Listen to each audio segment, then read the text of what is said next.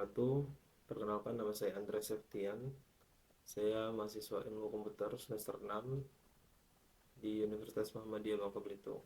Jadi di video kali ini saya akan membahas implementasi atau contoh Internet of Things dalam bidang lingkungan. Jadi IoT memungkinkan objek fisik untuk saling terhubung dan berkomunikasi melalui jaringan internet, membentuk apa yang disebut sebagai Internet of Things. Dalam konteks lingkungan, implementasi IoT dapat memberikan pemahaman yang lebih tentang kondisi alam dan memungkinkan pengambilan keputusan yang lebih tepat waktu dan tepat sasaran. Berikut adalah beberapa contoh implementasi IoT dalam bidang lingkungan. Yang pertama adalah pemantauan kualitas udara. Sensor IoT dipasang di berbagai lokasi dalam suatu kota untuk memantau kualitas udara secara real time.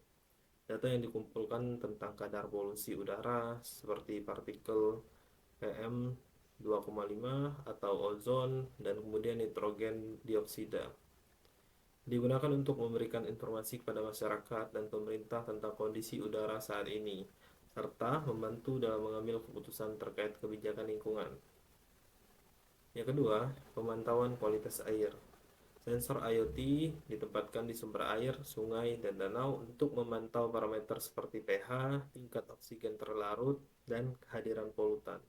Data yang dikumpulkan membantu dalam mendeteksi polusi air, memonitor kesehatan ekosistem air, dan memastikan bahwa air yang digunakan aman bagi manusia dan lingkungan. Kemudian yang ketiga, pemantauan kualitas tanah. Sensor tanah IoT digunakan untuk memantau kelembapan tanah, suhu, dan tingkat kesuburan. Informasi ini dapat membantu petani dalam mengelola irigasi tanaman, mengoptimalkan penggunaan pupuk, dan meningkatkan hasil panen secara efisien tanpa merusak lingkungan. Kemudian yang terakhir, pemantauan hutan dan kebakaran hutan. Sensor IoT dipasang di hutan untuk memantau kelembapan udara, suhu, dan keberadaan api. Data yang dikumpulkan digunakan untuk mendeteksi potensi kebakaran hutan, mengirimkan peringatan dini kepada pihak berwenang, dan mengambil tindakan pencegahan yang tepat. Dengan potensi yang diberikan pemahaman yang lebih baik tentang lingkungan dan memfasilitasi tindakan yang cepat dan tepat, implementasi IoT memiliki peran yang signifikan dalam mendukung upaya konservasi, keberlanjutan, dan perlindungan lingkungan. Dengan terus mengembangkan dan mengintegrasikan teknologi ini, kita dapat bergerak menuju masa depan yang lebih hijau dan berkelanjutan. Kemudian, alur kerja sistem IoT yang diterapkan pada perusahaan di bidang lingkungan. Misalnya, perusahaan yang fokus pada pengelolaan limbah atau konservasi alam. Jadi, sistem IoT ini terdiri dari sensor-sensor yang dipasang pada berbagai titik strategis untuk memantau berbagai parameter lingkungan seperti kualitas udara, kualitas air, suhu, kelembapan, tingkat polusi, dan lain sebagainya. Data yang dikumpulkan oleh sensor-sensor ini kemudian dikirim secara nirkabel ke platform pusat di mana mereka dianalisis dan diolah. Alur kerjanya, yang pertama pemasangan sensor. Tim teknisi akan memasang sensor IoT di lokasi-lokasi strategis seperti pabrik, area industri, sungai, dan daerah sensitif lingkungan lainnya.